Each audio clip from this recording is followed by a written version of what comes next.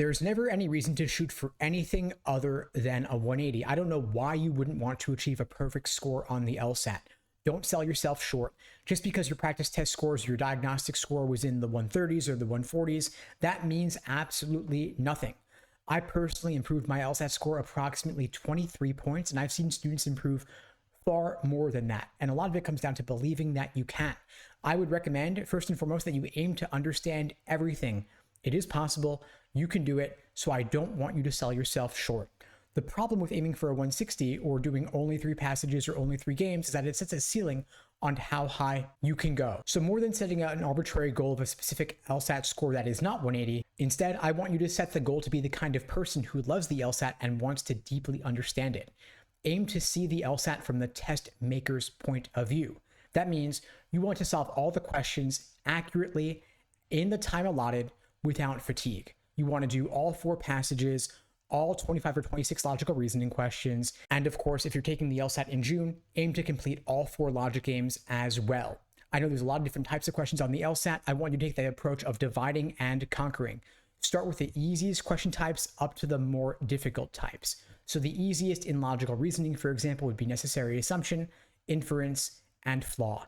You move on from those to strengthen and weaken and leave the parallel and parallel flaw for last. Do the most common, easier types first and work your way up from there.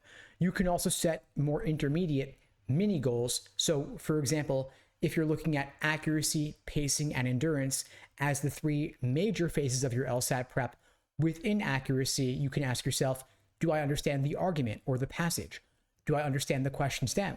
Do I understand the answer choices? Specifically, and this is from my Socratic review method framework that I cover in more depth in my courses, you want to look at what makes the wrong answer choices tempting and what ultimately makes them wrong. What makes the right answer choices unappealing and what ultimately makes them correct, because you have these traps of encouragement towards the wrong answers and traps of discouragement away from the right answers. And until you know which tricks and traps you are uniquely prone to falling for, you can't help but end up making the same mistake again. And if you'd like my support on walking through this process, you can check out the links below the video to find out more and to book a call with me and my team. We'd be glad to help you out.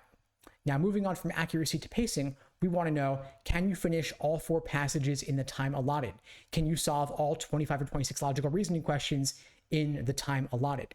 Ideally, can you finish with time to spare? Can you save some buffer time or a time bank to go back and tackle the tougher questions you had initially flagged and skipped, hoping to come back to them later? Then with regard to endurance, can you finish all 4 sections of the LSAT without fatigue? Can you make sure that your accuracy isn't dropping just because you're at the end of the 4th section?